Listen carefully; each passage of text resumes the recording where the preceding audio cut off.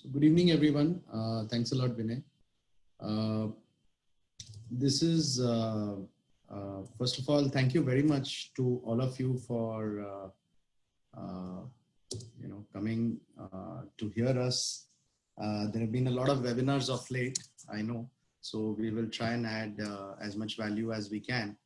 I have with me Nitin as well, who's our product head.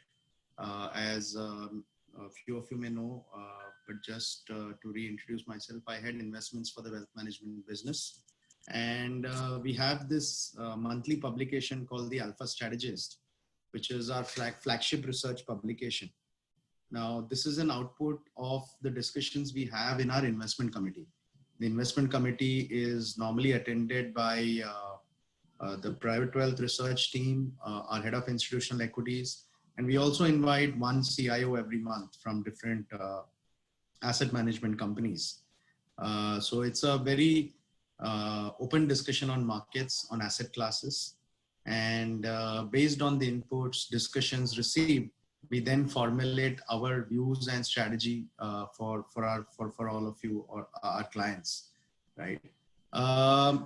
This has been a publication which is now almost, it will complete 8 years by the end of this calendar year. And it has insights on global macros, domestic macros, as well as our view on asset classes. So what I'll do is I'll go through some of the key highlights in the presentation. If you have any questions on any of the slides, whilst I go through them, please feel free to post it on the Q&A box. I'll be more than happy to answer them. There is also an interesting theme that we put to every edition, and it is basis our understanding of where the markets are or the economy is. This time the theme is particularly interesting. I've called it, we've called it Schrodinger's cat paradox. If some of you are not aware of this, you can Google it. But essentially, it's a science experiment where you place a cat and you place I mean, the experiment is conducted in different ways. I mean, you can put a cat in a box, you can put a bomb as well. But the whole idea is they put a cat and normally you put a radioactive substance.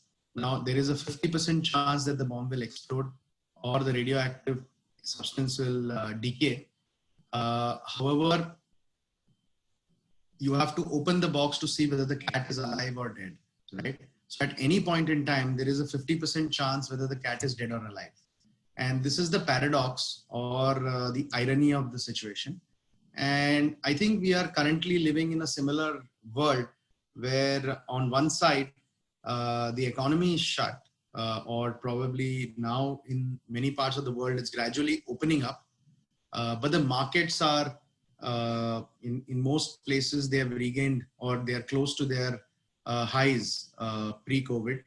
Now, the economy needs to open up for demand to come back.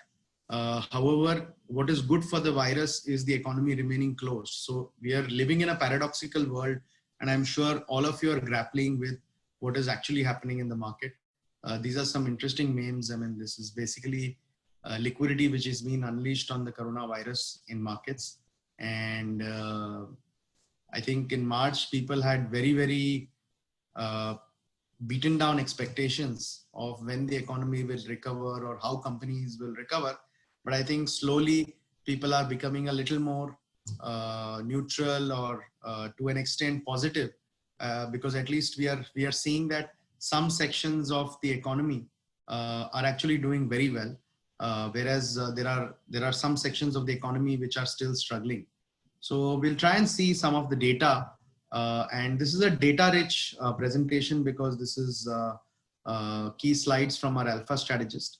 And we just thought that it'll be nice to bring some of the data points to you directly. So as I said, cure for the virus is a lockdown, which is harmful for the economy. Now, unless the fear of the virus abates or a cure is found, economic activity will be muted. So hence the paradoxical situation where the solution for the virus is harmful for the economy. And what has happened is basically stimulus as well as liquidity, which has been unleashed, in the economy are substituting economic activity for the time being. It's only once the lockdown opens, we will know the shape of demand. Now, in certain economies have started opening up, certain markets in India have also started opening up. So we have a trailer of how the demand curve will shape up across different goods and services. However, as I said, we'll need to see few more data points before being sure that what kind of shape the demand curve will take. So let's look at some of the macroeconomics which are driving markets. Today, as I said, there is a huge amount of liquidity which has been unleashed, and this tells you how the G4 or the developed country balance sheets have risen, right? Across the globe, whether it's Japan, whether it's England, whether it is Fed, whether it is ECB. Japan was already in a massively stimulating mode, and they've been in a stimulating mode for many years. But even during this period, they further enhanced the balance sheet. So has Bank of England, so has ECB, so has Fed. You can see that the Federal Reserve has been one of the most aggressive. They have taken up their balance sheets or total assets from 3.8 trillion to almost 7.1 trillion dollars, right? And this is nothing. I mean, 2008 was nothing compared to this. I mean, 2008, you basically went from 1 trillion to 2.2 trillion. This time around, you more or less doubled the balance sheet, right? Now, what this massive amounts of liquidity injection has done to rates is what you see here on the lower two graphs. This is the world weighted policy average rates, right? We've come down to 1%, which means on an average globally, wherever you go, the policy rates are close to 1%. And as we know, in many economies, major economies, they're close to zero. And you can see this from the developed market versus emerging market. So emerging market interest rates have come down to around 3%. Developed markets, like I said, they're close to zero. So the averages come to about 1%. So essentially, today there is no yield anywhere in the world. And this is what I keep telling everybody when they look at equity markets and keep commenting that, hey, markets looks expensive. I mean, look at what bond markets are doing. US Treasury yield, the 10-year Treasury yield is at 0.5%. So the US government bond is trading at a PE of 200. Don't forget that. The US 30-year bond, right, wherein you get the same cash flows for 30 years, is trading at 1.3%. So the US 30-year bond has a PE of in excess of 70, right? So if you feel equities are looking a bit expensive to you, just look at the bond market, right? And that can tell you whether equity markets can keep re-rating and going higher or no. Now, one of the concerns which people have is, you know, how do governments get out of this entire liquidity? Do they need to get out? First of all, that is the question. And I'll try and tell you what our thought process is on this. So this is how Fed has also increased. Fed has increased the balance sheet as a percentage of the GDP. How broad money supply M2 has, you know, grown 3 times. Money supply has jumped almost 3 times. Balance sheet, as I showed you, has jumped almost 2 times in absolute amount, and as a percentage of the GDP, again, it shows a 2x jump. And as a result, you will also see elevated fiscal deficit for the US government for this year. The fiscal deficit is expected to become almost close to 9%. Now, here's where people ask me that this kind of debt, this kind of money printing, how do these governments get out of it, and what can happen? Now, just remember 2 things. One, the US government has a printing press, which a lot of companies don't have. Let's assume you have 70 rupees of debt on the balance sheet and you double your debt from 70 to 140, which means your gearing becomes 1.4 times. But 70 rupees of debt, let's assume, and 4% essentially, let me put it that way, right? Now at 4%, you'll end up paying 3 rupees of interest every year, right? Now what the Fed has done is, apart from increasing the balance sheet, they've also engineered rates lower, right? They've gone and bought back bonds. So by going to 140, from 4%, the interest rates have come down to 1%. So in effect, at a larger balance sheet, the Fed is paying a lower interest rate. In fact, lower than what they were paying earlier, right? So at some point, this kind of money will cause inflation and cause the dollar to depreciate. And that is another way that you inflate your debt, which means you need to pay less to foreigners, right? So this is in effect at a slightly more palatable way of solving this crisis, which also means that maybe growth will be a little more anemic in the days or years to come. Now, will cause to note here is that currency will play a big role, and savers will take the biggest hit. So for example, if I'm a retired guy in the US, earlier I used to get, let's say, 2.5%, 3% on my deposit. Now, suddenly after this pandemic, I'm not even getting 0.25%. So essentially how they are solving this problem is they are passing on this losses, or they're passing on the pain to savers, and they are giving benefit to the capital allocators. Now, as unfair as it may sound, but that's what most politicians favor. That's the only way to get business back up. That's the only way to get jobs back. So we are in a very extreme Keynesian kind of a world. And I do believe this can sustain as long as Fed can continue to engineer interest rates and manage liquidity. At some point in time, yes, inflation will come in, and we may see inflation benefiting certain industries. It may also adversely affect certain industries. Inflation is not necessarily bad. If there is very high inflation with low growth and you have stagflation, which turns into hyperinflation, then that becomes bad. But otherwise, inflation is not necessarily bad for economies. So I think for now we are good. Like I said, they're going to come out of this situation by penalizing the savers, and capital allocators are going to be benefited, which means that we are going to see a much faster recovery, at least for now. Fed can now. And at least what we are noticing right now across developed markets, I mean, India, we are yet to see that effect. And benefiting side, if it becomes bad for economy, the savers are much right now, and the number of deaths are coming off dramatically. Number of recoveries are increasing. And in fact, I saw very surprising data yesterday, where someone has compared Sweden, which had zero lockdown, to US, which had partial lockdown. And they compared Stockholm and New York. And by the way, Stockholm's population density is higher than New York. And both have followed the same curves. And the argument is both the cities are now close to achieving herd immunity. They have about 15-20% antibody. Anyway, I'm not an expert on that subject, so I won't speak further. But all I'm trying to say is that if it is true that we are past the worst of the corona crisis, then from here on, things only get better. The amount of liquidity that the Fed is pumped in, global central banks have pumped in, is likely to remain for longer. So you might be in a phase eventually in some time where inflation is higher than interest rates. So which means that you have negative real rates, and the loss is basically borne by the saver, and it is advantage capital allocator, which means it is advantage businesses, right? If it is advantage businesses, then a lot of the companies which are beneficiaries at the stock market will continue to do well, right? Now let's look at how the Indian situation looks. India has been a surprise beneficiary on the current account front. What has happened is, because of demand collapsing in India, right? We had a demand shock because of the lockdown. A lot of the imports reduced on two accounts. One, crude oil prices crashed. Now it is settled at around $45, but it's still not at its high of $70, $80, which it was a few years back, right? And second, demand itself collapsed. So a lot of demand for electronic goods or demand for fuel, retail demand collapsed because people are not moving around. Now we'll have to see how this settles down as we come back to some sense of normalcy.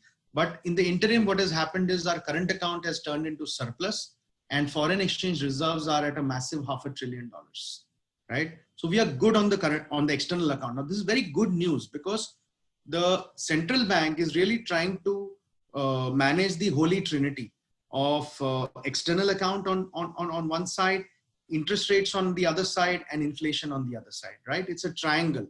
This is the trinity that the central bank is trying to manage. And managing all three is very, very challenging. To give you an example, in 2013, what happened was the external account became very bad. We had a high fiscal deficit, high current account, and rupee depreciated. And as a result, Reserve Bank had to hike rates. Now, in this kind of a scenario, if you had to hike rates to protect your currency, you would have further dug the economy into a grave, right? So it's a good news that at least the central bank need not worry about current account and about currency. In fact, I think currency might also appreciate from here, given our strength in the current account. So what RBI did was naturally they cut interest rates, right? So as you can see, the current account has gone into surplus because imports have collapsed. This bar is imports. This is pre-COVID. This Feb is pre-COVID. If you can see, this is exports. And this is basically the deficit. What has happened is imports has collapsed. And exports have also come off, but not as fast as imports. So as a result, you've resulted in a current account surplus, right? It may turn marginally into deficit as our economy normalizes, but at least during these stressful months, we've not had a challenge on the external account, which is very, very good for the central bank. So what did the central bank do? They looked at the crude price. Crude price also contributed to the current account surplus. Like I said, it fell dramatically. There were a brief few days where it went to negative. Also, the futures, you may have heard about it. Now it's settled at $143 and $45. If it settles at this level, it is extremely positive for India because it's moderate oil prices that benefits us. Inflation, let's look at the macros, how they stack up. Inflation has been a bit stubborn at 6%, but obviously there is recognition within the RBI that the CPI always reacts with a lag effect, right? You have WPI, wholesale price index, which is mostly wholesale goods and commodities. That is in the negative territory, by the way. It is in negative territory. CPI, we saw some anomalies in terms of uptick on the fuel side, on the food side, which kept, and certain services which were kept at elevated price levels. And we believe that a lot of it could be due to supply side issues. And the incremental view is that inflation will come off. So hence the RBI paused at this monetary policy. But of course, before that, RBI has already cut interest rates quite sharply and infused liquidity, which we'll talk about. But I think RBI will be watchful of this, but not worried about this. That's what they mentioned in the monetary policy as well. Fiscal deficit, I mean, we are at about 4.6%. We may go a bit higher this year, but as long as it's an extraordinary year and hence fiscal deficit is going higher, I'm sure people will take it. Now the good part, and time will tell, I think there is a lot of criticism on this government for not expanding their fisc. I mean, RBI has done a lot. RBI has done as much as any other central bank. Fiscal side, we've been conservative because we had the strictest lockdown. And hence, the government didn't see any sense to put money in the hands of people at that point in time because it will not be demand stimulative. What they did was they put money in the hands of the weaker sections of the society or distributed free food. They've done a lot to protect some of the SME, MSME debt, so on and so forth. But essentially, they have adopted a wait and watch approach on the fisc. And I think they have enough firepower later to stimulate consumption demand if needed as things come back to normalcy. Growth will obviously be a negative. I mean, we will probably see -3 to -5% GDP actually contraction this year. That's the view. Let's see how it goes because there are multiple views. There are some people saying V-shaped recovery and some people saying that we may take a bit longer. Time will tell us how it recovers, but 3 to 5% is what is the worst case estimate. Hence, currency has been reasonably stable. It's not like, collapsed. Whereas, in 2013, we saw it actually collapse. I mean, we saw 54 to 63, 65, 66 here. Here we've been reasonably stable given the extent of the crisis. Coming down to some data points on what's happening in the economy, right? So July over June was a much better month. We see auto sales. We observe the auto sales number to understand discretionary demand. If you look at Maruti, right? Maruti has sold 108,000 cars in the month of July, which is a very good number because it is the same number that they achieved last year, same time, right? And we are in a post-lockdown era at the moment. So this is very, very encouraging and positive. So the recovery has been very sharp. April was a shutdown, so they sold a negligible amount. And May, June, July have seen a very sharp recovery. The messaging is that the inquiries and the demand for small vehicles is very, very strong. So in cities, urban areas, where Ola and Uber have become less reliable, where people have started going to work, or even if you're not going to work, people have had to travel in their own vehicles around their houses. There is a demand for smaller cars, and Maruti has been a beneficiary of that. How the next 2-3 months pan out will determine the shape of the curve. But basically they're saying that by Diwali we should start seeing much higher demand curves. Tractor demand has been extremely strong. Two-wheeler has been very resilient and robust. If you see Hero, last month itself, they came back to about 73% utilization. These are factory numbers, by the way. The retail numbers are even stronger, right? And Hero, right now, we had a chat with this company, and they're basically saying it's no longer a demand side problem. It's more a supply side issue. I mean, how fast can they supply? How soon can they cater to the demand, right? Bajaj, Eicher are also fine. Eicher, obviously the ticket sizes are large, so the recovery will be that much slower. But Bajaj has a mixed bag because of exports, and also they had some lockdowns in their factory last month. But I think the incremental commentary we are getting is recovery is very sharp. And same thing we are hearing on consumer goods and electronics. So the laptops are sold out on most online portals, even in electronic shops which have opened. The demand for consumer white goods, whether it's washing machines or dishwashers or even ACs, as things are opening up. Of course, the best season for ACs is past, but it's coming back quite strongly, which is heartening and encouraging. But again, I'm not saying this is a trend. I think another month or two we'll know that. But it ain't as bad as probably what people anticipated in the month of March. So part of that recovery in a lot of these stocks is also a function that, we became too pessimistic on these businesses in March. It ain't going to be that bad, and some part of the price correction is just to mirror some of these data points and findings on the ground.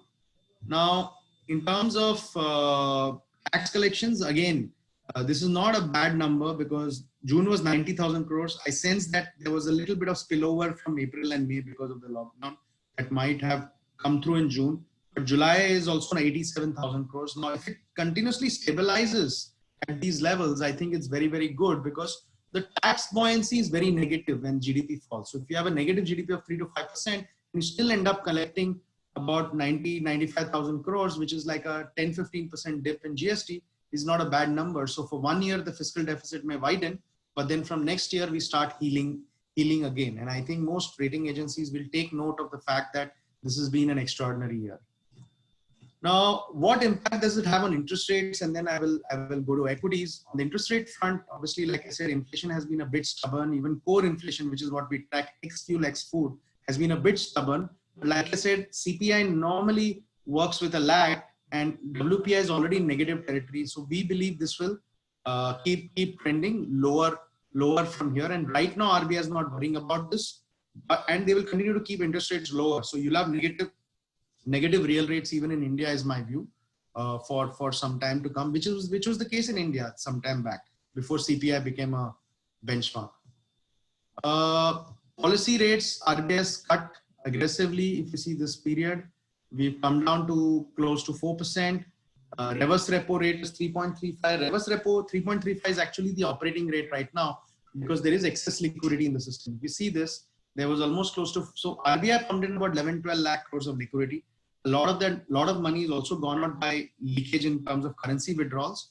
Right now, we are close to 3-4 lakh crores. We had gone all the way up to 5-6 lakh crores. So liquidity is very high.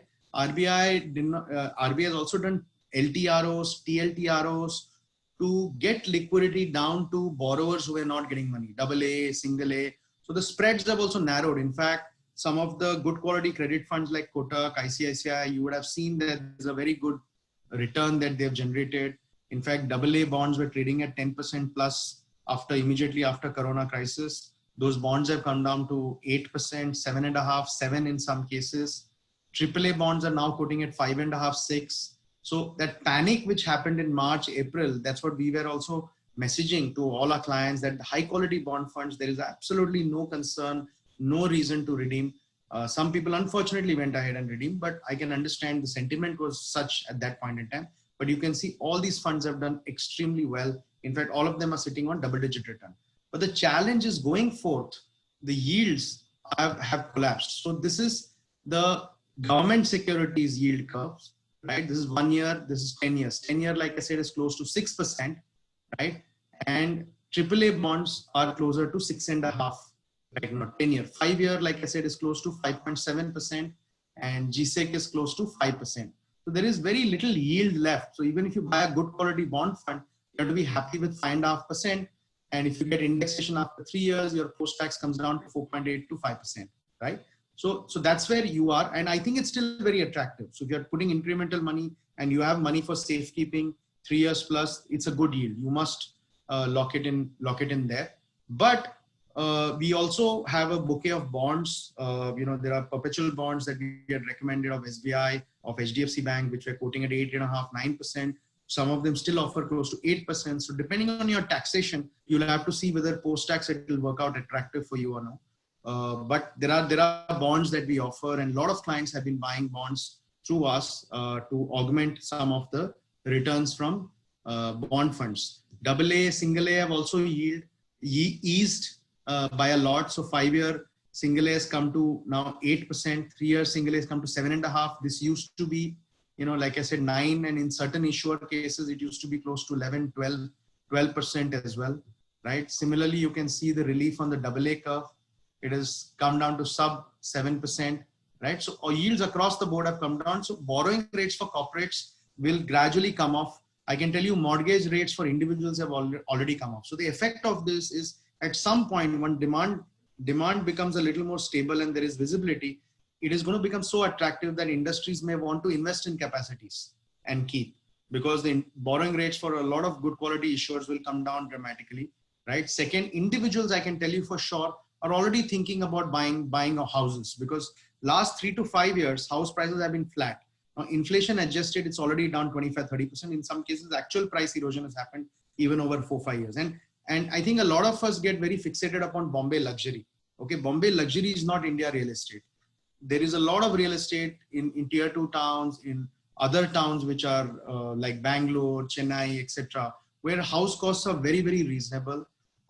Today, mortgage rates have dropped. So your EMIs on the same house 5 years back and today have I would say it's down by almost 30 to 40%. And EMIs is what matters to salaried individuals. So again, it's becoming very attractive for households to buy houses. And there is a need also now because of this pandemic and work from home and stuff like that. So we genuinely believe that individual households as well as corporates will slowly start coming into investment mode as they find that allocating capital becomes more attractive for a lot of them. Couple that with a lot of global investors wanting to come to India, either to set up manufacturing bases or whether it is to buy into companies here that are going to be beneficiaries of digitization. And we've seen a huge amount of money coming through FDI for one large company in India, and there are a lot of other smaller companies also who started getting money.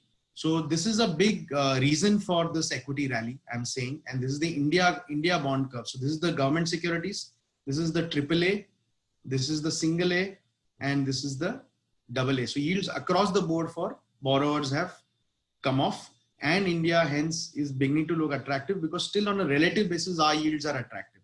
US 10-year is 0.5%, India 10-year is 6%. So even after hedging, they will still make money in India. And if they leverage, they can still make more money. Issuances have picked up. For people who say transmission is not happening, you can see AA plus, AA minus, A. You can see here risk aversion even in Jan. In April, there was a lot of risk aversion. Slowly risk aversion is going down, and you will increasingly see more and more non-AAA kind of issuances picking up. Right. So what are we saying? For shorter term investments, you can look at arbitrage funds. Arbitrage funds are volatile, mind you. 2 to 3 months can be very volatile. On a 5 to 6 month basis, they'll give you a little over liquid, and they are more beneficial from a tax point of view because they have equity taxation as opposed to marginal taxation. Then we have certain strategies for corporates who can invest larger amounts of 5 crores and above on the PMS front, long short strategies, which have done extremely well. Those are good. We also have our own housing finance NCD for a 34 months is giving 8.5%, which is extremely attractive to my mind at this point in time. Post-tax yield of closer to 7.5%. So these are some of the options in AAA. But beyond the point, more and more people are looking for alternatives because HDFC bank deposits, for example, today are giving close to 5%. Now post-tax will come to below 3%. And just giving an example, the P of this FD is 33, just inverted is 33. The P of Nifty, even at depressed earnings levels, is 22, 23. So you know where the money will eventually go. So that's where we are. Coming back to now moving to equities, right? You are currently, so this is the graph for different markets, right? Now this dark blue graph you see is NASDAQ. NASDAQ is basically from Jan till date 22% up, right? It's as though this never happened, this COVID situation. This yellow is S&P 500, which is at the same level as Jan 1st, but this is July 31st. As we speak, it is higher. It is about 5-6% higher. Nifty is about 9% from its all-time high, right? 7-8%, 9%, because this is July 31st data. So there has been a smart recovery, and like I've explained, it is not that there are fundamentals haven't changed. A lot of people are feeling disconnected because they're not seeing the change in fundamentals. Basically, interest rates coming off and a lot of liquidity in the market is a fundamental change, because more and more people are coming around to the fact that most central banks will keep the interest rates lower for slightly longer and run negative real rates for savers. Second, for a lot of corporates, borrowing costs have come off. To my mind, every 1% cut in interest rates revalues equities by almost 10 to 12%, because equity, you can treat it like a 20-25-year bond, right? With variable cash flows. Bond has fixed cash flows. Equity for a profitable companies has variable cash flow. The good part is for good companies, the profits eventually grow, right? So it's far more valuable than a bond at the same price. So today, P of a bond is much higher than P of an equity, and that is driving the rush towards equities. So people may feel disconnected for a while, but markets are normally a forward indicator of what is going to happen, right? So we do believe that economies, market is factoring in some sort of an economic recovery. Market is factoring that in March, it became too pessimistic. Market is factoring that in the longer run, this virus impact on economy as a whole will not be as damaging. Market is also aligning to the new reality of lower interest rates. That's what the market is saying, right? And we'll come to what should be the strategy on the equity portfolio as we move along. Some other data points, I mean, in the crash of March, I don't have the data point here, but we fell to 54% market cap to GDP, right? 50% market cap to GDP. The only time we were as low or maybe lower was either in 2008 or in 2003-4, right? So hence, for all of you who've heard our webinars in April and May as well, at least we've been saying that the bottom has been formed in March. However, what happens is at the bottom, it feels very uncomfortable because your portfolios look very bad. There is a lot of damage, and the panic causes us to take decisions which may not necessarily be the right decision for our portfolio at that point in time. But that's fine. I think the fear, we didn't know, there was a lot of uncertainty. And if you did maybe keep some money aside, it's not that bad an idea. But all I'm trying to tell you is that some of these data points in the past tell us that these are instances where you should actually be investors and you should not be redeemers from equity. Today, where are we? We are at 73% market cap to GDP. So the point I'm trying to make is we are at average valuations. We are not expensive. We are at long-term averages. US is getting more and more expensive. It's at, I mean, as we speak, it's at 160-165% market cap to GDP levels. And it is the most expensive it has been in history, actually. I mean, in 2007 also, it was 150. Maybe I think during the tech boom, it was closer to maybe 200, 180, 200. I don't remember the number, but it was at very elevated levels. So we are heading towards those elevated levels, but just remember, there may be a little bit of a ride still left in US, and it looks most comfortable when the markets are at the top, right? But be very, very wary, because are we in an expensive zone? Are we in a bubble zone? The answer is, are we in a bubble zone? We never know till the party ends. But are we expensive? We are definitely expensive, right? Even in 2000, I've heard stories of how those companies are so great. AOL, Time Warner, nothing can go wrong in those companies, but eventually something does catch up. And that's the nature of the beast. That's the nature of markets. India is not expensive. That's all I'm trying to tell you, right? But coming into equities, you must be willing to bear some kind of volatility. So whether markets correct 5-10% sometime in the near future, I can't tell. It can correct definitely, but India is not very, very expensive. That's the point I'm trying to tell you. Valuations are not completely stacked against you. Market rally has been narrow, but it is getting broader. This is S&P 500 US, right? Bulk of the returns were made by the top 5 stocks, have been made by the top 5 stocks. Slowly it's percolating downwards, right? And this is calendar year till date. Again, Nifty, same thing. This is from December 2017. The top 15 stocks are up to 15,000 Nifty. If you make a Nifty basket out of them, the bottom 35 stocks are at 8,400. So the broad markets are in India. India as a market is at reasonably valued levels or slightly above average, let me put it that way. But the broader markets are cheaper. They're still, so they were very cheap in March. They are slightly below average valuations. And, you know, I would say in temperature terms, I always correlate markets in temperature terms. Super hot is when markets are very expensive. I always say, when if you put your hand into markets, your hand will get burnt, right?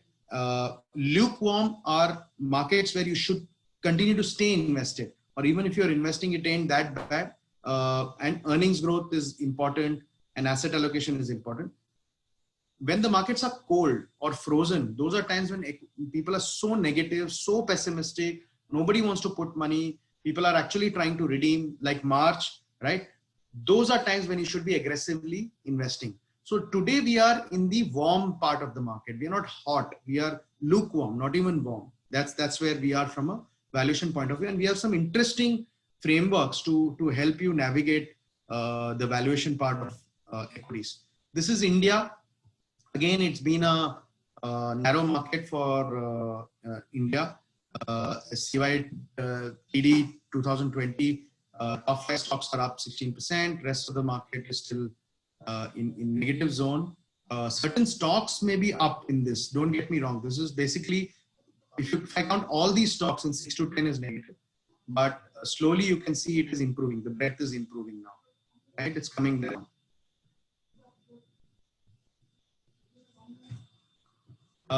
In terms of the calendar year, this is where we are. Surprisingly, one thing that people may not know is mid and small caps have actually not done that badly. I mean, this small cap is dated, but today there is a full catch up with the large cap. In fact, small and mid caps are marginally now outperforming the large caps for the calendar year.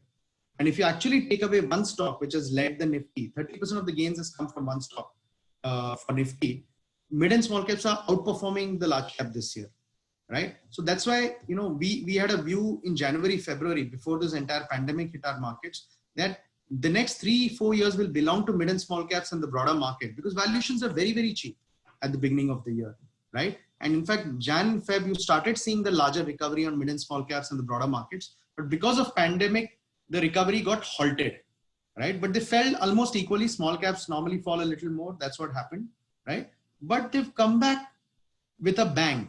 So we do believe that that trend is intact and the broader markets will do better than large caps. That's why, from a recommendation point of view, we've recommended multi-caps and we've recommended, some mid and small caps. If you have a lot of mid and small caps already and you've suffered, this is not you should gradually, reduce the mid and small caps in your portfolio. You should not be in a hurry, because I still believe they will continue to outperform. And the reason is this: for the last 2 years, in spite of this rally, mid and small caps are still down 25% from their peak.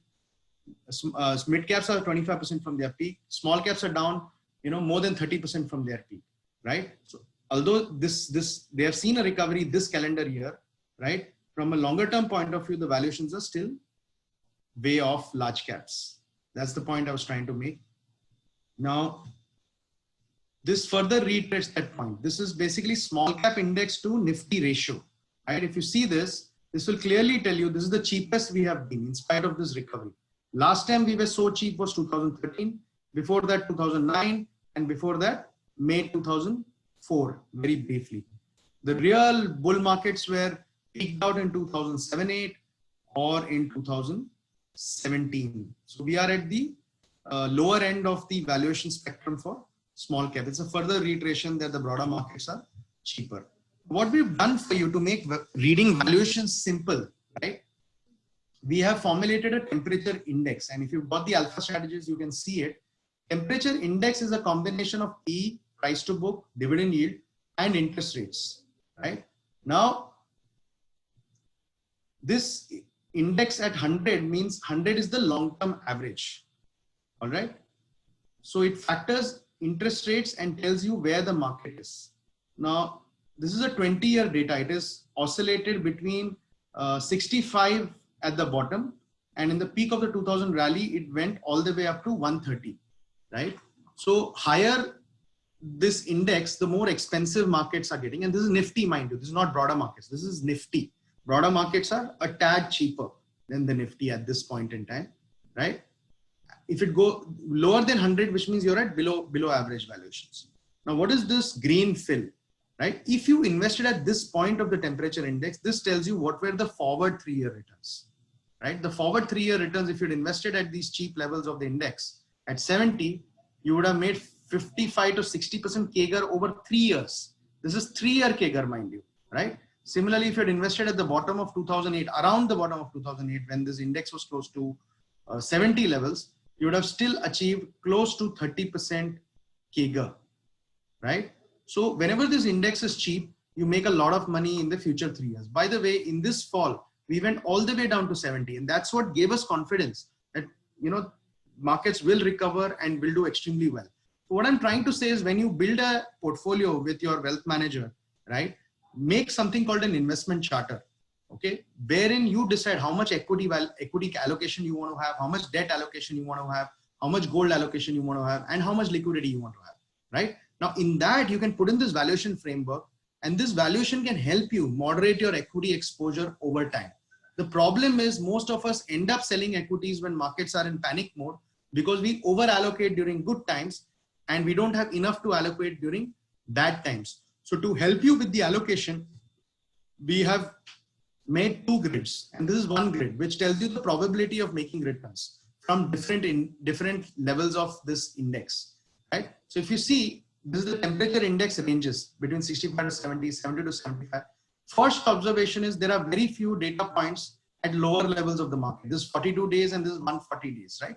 There are only 180 days of this index below 75, which tells you markets do not stay cheap for too long, very cheap for too long. Similarly, on the other extreme, where markets are between 130 to 140, it's only 68 days, right? So which means markets don't stay very expensive also for too long. Bulk of the time, markets is in the mid range. But the beauty is, below 90 levels, right? 100, how to read this is, below 85 levels, 100% of the time, this market gives double-digit returns over 3 years, over 3 years. And about 90% of the times, the market gives you returns which are greater than debt, above 6%, right? And 91% of the time, markets are positive on a 3-year basis in the 95 to 100 range. Below 85, it's a no-brainer. 100% of the time is double-digit return, right? And below 90, 100% of the time, equity beats debt, right? Now, we are in the 105 to 110 range as we speak. So there is a 56% probability the next 3 years. Again, the odds are loaded in your favor. 56% probability of a double-digit return.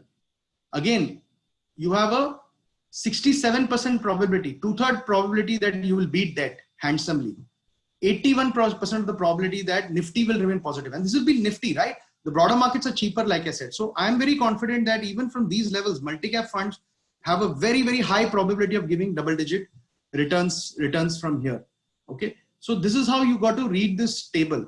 Now this table, we have made it very, very simple. And I'll show you what we have done. We have basically made this simple grid for you, which you can put in your investment charter. Now, this has 2 different data points. On one side, the x-axis has what is your stance in your portfolio. Are you underweight equities, neutral equities, or overweight equities? Let me explain. Let's say you decide with your advisor that out of your 100 rupees of portfolio, you want to put 30 rupees to equity and remaining 70 rupees to debt, gold, and cash, or something else, some alternative investments, right? Now, if you're invested 30 rupees, whatever you are desired to be invested in equities, you're neutral in equity. If you're under invested, that is, you're still investing, you're only 15, 20 rupees invested, that means you're underweight. If instead of 30, you're at 40 because markets have done very well and your equity portfolio have gone up, you're basically overweight. Now, cheap basically means anything below 90 for that index that I showed you is cheap. Anything below 90. Between 90 to 110 is fair value. 110 and above, markets start becoming a bit expensive, right? So now you interlay both. If your portfolio is underweight, that is, you have cash to invest and markets are cheap, what should you be doing? You should be investing money into equities. How should you be investing? Lump sum. You should not stagger, because in these markets, if you stagger, you always get a higher average, right? Any financial advisor will tell you to stagger because nobody knows how the markets will behave. But our high conviction view is when the markets are cheap, you should do lump sum. You should not wait it out for too long, right? Similarly, if you're at fair valuations, you should invest. Now, this is where we are. So if you're underweight equities, this is for you, right? If you're holding cash, how should you invest? Because the probabilities are still weighted in your favor. 50% of that cash you should invest today, lump sum. You decide which strategy in multi-cap, mid and small cap, and get invested 50%. 50% you can wait and watch. Now, if the markets go from fair value to slightly cheaper zone, you can invest that money. If markets go from fair value to expensive, no action. Simple. So we made it very, very simple, the grid. Similarly, if you're neutral allocation, stay invested today. If you're overweight, continue to stay invested. Don't worry. You made money over the last 4 months, stay invested. The moment markets go here, right, expensive zone, and Nifty might go into expensive zone first and broader markets will continue to remain at fair zone, right? If you're underweight, then don't take any action because you still have enough to invest in equities. So just wait it out. If you're neutral, you should actually be cutting exposure at that point in time. If you're overweight, you should be cutting exposure. What we are saying is, like you invest in a staggered manner, you should also cut in a staggered manner, because the last part of the bull rally normally is hyperbolic or parabolic, and you may miss out. Like Nasdaq, I think is in that stage now, right? You will miss out a lot of the gains and you will feel a sense of regret that you exited early. So you should do staggered exits. So this is how the grid is.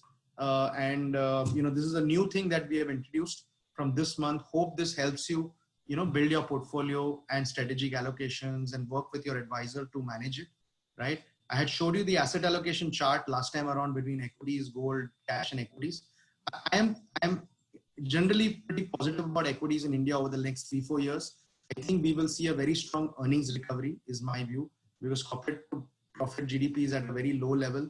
There has been very low earnings growth over the last, 10 odd years. In fact, if you see, earnings has not moved at all over the last 7-8 years, right? And I do believe that our profits can go up. I've just put as an example, this was the 90s.